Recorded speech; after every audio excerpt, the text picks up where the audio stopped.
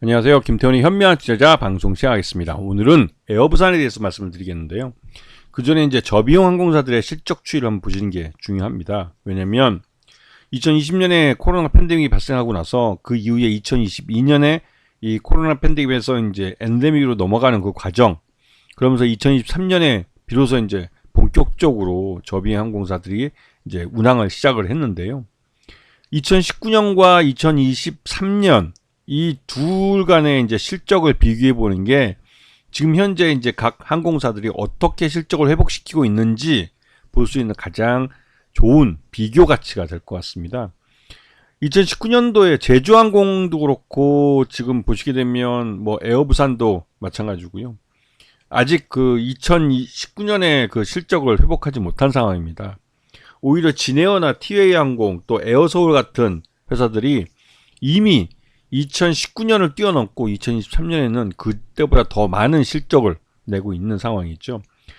그 티웨이 항공이나 진에어 같은 경우는 이 단거리에서 이제 중장거리까지도 넘보는 그 티웨이 항공 같은 경우는 이제 그 중장거리 노선을 적극적으로 개척을 하면서 이제 말 그대로 이제 그 국내 국적기들하고 이 경쟁 관계를 만들어 가고 있는 그런 상황이죠.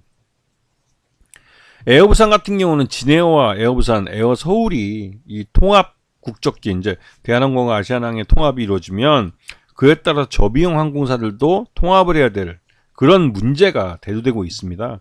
그런 문제 때문에도 이 진에어나 에어부산이나 에어서울 같은 경우는 실적보다는 이런 구도를 어떻게 짤 것인가, M&A가 되거나 아니면 그 M&A가 내부적으로 진에어와 에어부산, 에어서울 간의 M&A냐 아니면 이들을 중에 일부 회사를 외부에 매각을 해서 그 이 통합 국적기와 뭐 하나의 그 이 저비용 항공사 이런 구조를 가져가느냐, 그러니까 기존과 같은 것이죠. 이렇게 하는 것이 이제 어떤 방향으로 이제 사업 구조를 가져가느냐, 이게 가장 큰 이슈가 되고 있는 상황입니다. 자, 국내 주요 LCC의 국제 여객 운송 점유율을 보시게 되면 그 대한항공 계열사인 진에어가 빠르게 회복세를 나타내고 있고, 저비용항공사의 대장주인 제주항공사가 가장 빠르게 여객 점유율을 넓혀가는 걸 볼 수 있습니다. 거기에 비해서 에어부산이 가장 뒤진 모습을 보이고 있는데요. 이건 이제 에어부산 같은 경우는 아직까지 그 모회사인 대한항공과 아시아나항의 통합이 어떻게 될지 모른다는 부정적인 이유도 있고, 또 이 통합 저비용 항공사의 그 본점이 부산에 있을지 아니면 인천공항으로 갈지에 대해서 아직까지 논의가 이루어지고 있는 과정입니다. 이거는 이제 부산 지역의 상공인들이 뭐 원하는 것이기도 하고, 또 가덕도 신공항이 생기면 여기를 이제 본사로 해서 움직이는 항공사가 있어야 공항도 활성화될 수 있기 때문에 이 부산 지역의 상공인들은 가덕도 신공항을 중심으로 에어부산이 본적을 이 부산에 놓고 사업을 했으면 좋겠다고 요구를 하고 있죠.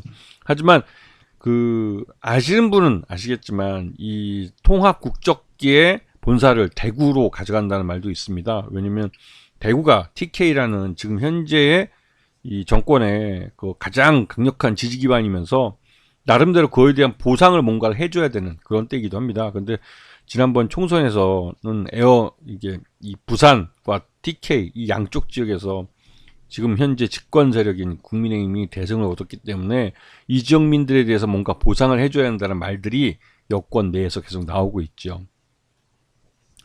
지금 현재 이 대한항공과 아시아나항공의 통합은 미국의 경쟁 당국의 이제 마지막 그 걸림돌 하나만 남겨놓은 상태입니다. 미국이 오케이 하면 대한항공과 아시아나항공은 바로 통합 국적기로 탄생하게 되고, 이에 따라서 이 에어부산과 에어서울 그리고 진에어 간의 통합인지 M&A인지에 대한 가부간의 결단이 이제 내려지고, 그에 따라서 이제 불확실성이 제거될 가능성이 크죠. 일단은 지금 현재 이 대한항공과 아시아나 통합의 그림은 이렇게 그려지고 있습니다. 그런데 여기서 이제 최근 들어서 이 통합 이 진에어와 에어부산, 에어서울 간의 통합 항공사의 이름을 에어부산으로 한다는 게 지금 이 내부적으로 얘기가 나오고 있고, 그렇게 해서 부산에다가 이 통합 저비용항공사의 본부를, 그러니까 본사를 부산에 두겠다라는 말들이 나오고 있습니다. 이건 이제 부산 지역 상공인들이 가장 원하는 그림이기도 하죠. 근데 이렇게 된 이유가 지난 4월 10일 이 총선에서 부산 지역에서 한 구만 제외하고 나머지 모두를 국민의힘이 석권해 버린 것이죠. 이거는 그 전에 21대보다도 이 국민의힘이 이 의석수를 늘려간 케이스입니다. 그래서 이렇게 된 이유가 가덕도 신공항 건설이나 또 이런 마지막에 이제 보수가 결집했다고 그러는데 그걸 결집하게 된 이유가 나름대로 이제 국민의힘이 자기네 이제 부산 지역에다가 나름대로 부산 산업은행을 부산으로 이전한다든가 이런 것들을 많이 얘기하면서 이제 부산의 여론이 그쪽으로 움직인 그런 게 있죠. 하지만 이거는 좀 이렇게 솔직히 말해서 부산 사람들이 좀 어리석어서 그런 거고요. 부산 엑스포를 팔아먹고 1년 동안 거의 700억이 가까운 우리 세금을 낭비하면서 전 세계로 초호화 해외여행을 다녔던 윤석열과 김건희 부부가 결국 29대 119라는 아주 초라한 성적표로 아주 개망신을 글로벌로 당하게 했고, 부산이란 이름이 아주 부정적인 이미지로 남게 만들어버렸죠. 이런 것들을 금세 잊어버렸던 것 같습니다. 부산 사람들이. 하여튼 그러면서도 요번에 이제 이렇게 이제 형편없는 실력을 갖고 있는 집권층이라도 40 총선 때 밀어준 것 때문에도 에어부산을 부산에 대해 그냥 가덕도 신공항에 남겨둬야겠다는 말이 여권 내부에서 나오는 것 같습니다. 근데 원래는 요번 기회에 에어부산 이거를 대구로 가져간다는 말이 그전엔 좀 나왔었는데 총선 결과 이렇게 나오고 나니까 자기들도 이 가덕도 신공항에서 이걸 다시 대구공항으로 가져가기에는 뻘쭘한 게 좀 있지요. 그럼 부산 사람들은 진짜로 뒤통수를 제대로 맞게 되는 건데, 예전에 또 말할 기회가 있었는지 모르겠지만, 지금 부산으로 내려갔던 금융 관련 공기업들은 대부분 다 적자입니다. 지금 10여 년이 넘어도 계속 적자가 나고, 요번 기회에 산업은행을 내려보낸다면, 여의도의 산업은행 본점은 나름대로 부동산 개발 가치가 있기 때문에 그 땅을 노리는 재벌들이 많습니다. 여의도의 땅을 노리기도 하고, 또 부산으로 이제 산업은행이 내려오면 산업은행은 기필코 그거는 부실화되죠. 그렇게 되면 산업은행에 대한 민영화 이것도 가능하기 때문에 그렇게 되면 이제 여러 가지로 떡고물이 커지게 되는 거죠. 그런 것들 노리고 지금 하고 있는 건데 결국은 부산이라는 이 지역이 우리 국민들의 세금이 들어간 이 부산 그러니까 산업은행 같은 공기업을 부실화시키는데 필요한 도구로서 활용되는 것이죠. 그래서 이제 부산 사람들이 욕먹게 되는 건데 부산 사람들이야 순진해서 자식들에게 양질의 좋은 일자리가 생길 수 있다고 부산으로 내려오는 걸 좋아할지 모르겠지만 산업은행 내려봤자 기존의 직원들 해고하기 바쁠 겁니다. 왜냐면 부실화된 산업은행은 결국은 인력을 새로 충당하기보다는 기존의 인력을 줄여서 부실을 줄이는 선택을 할 수밖에 없기 때문에 결국은 서울에서 영업 잘하고 정부에게 가장 많은 배당금을 주던 공기업을 부산으로 내려가서 1, 2년 만에 부실화시켰다는 욕을 바가지로 먹게 되는 거죠. 부산 사람들이. 그게 이제 나중에 이제 돌이켜 보시면 아실 겁니다. 자, 그렇게 해서 에어부산을 이제 부산에 두게 된다라는 말들이 나오고 있는 겁니다. 그래서 지금 에어부산의 지난 실적 기준으로 봤을 때 이제 코로나 위기로 완전히 벗어난 모습을 보여주고 있고 영업 포괄 손익계산도 작년 기준으로 봤을 때 완전히 이제 코로나부터 벗어나서 이제 흑자를 이루면서 수익도 어느 정도 안정세로 올라서고 있는 그런 모습을 보여주고 있습니다. 최대주 지분이 이게 아시아나항공 이쪽이기 때문에 이쪽은 전체 지분의 41.97% 갖고 있고 특수관계인 기관 투자를 포함하면 전체에서 소액주들이 차지하는 비중이 41.91%밖에 되지 않습니다. 거의 전체 지분의 한 반 정도, 그러니까 41% 정도가 잠겨있는, 경영권과 관련되어 있는 잠겨있는 물량이라는 것이죠. 그리고 최근 들어서 에어부산은 이 융자를 통해서, 그러니까 돈을 빌려서 에어부산을 살 만큼 에어부산에 대한 시장 관심도가 높아진 상황입니다.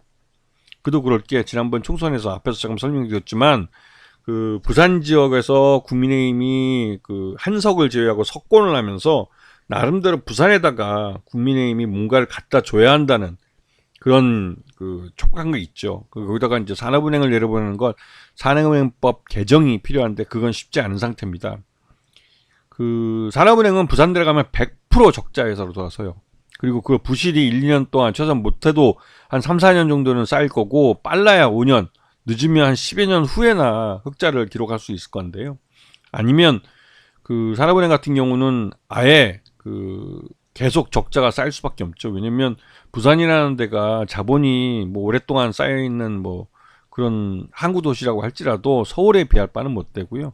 금융회사는 자본가들이나 이런 자본들이 모여 있는 돈을 벌 수 있는 서울이 이 금융회사들에게는 가장 유리할 수 있습니다. 특히 산업은행처럼 규모가 있고 등치가 있고 또 우리나라 채권시장에서 갖고 있는 위상이 있는 데는 그렇죠.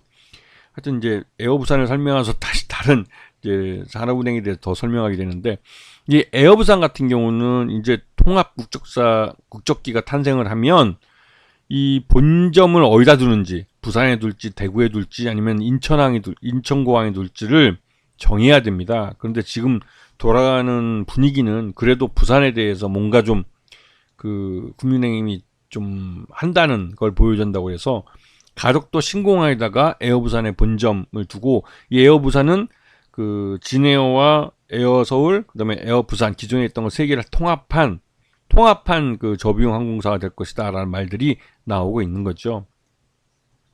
그렇게 되면 아시아나항공 같은 회사가 하나 더 생기는 겁니다.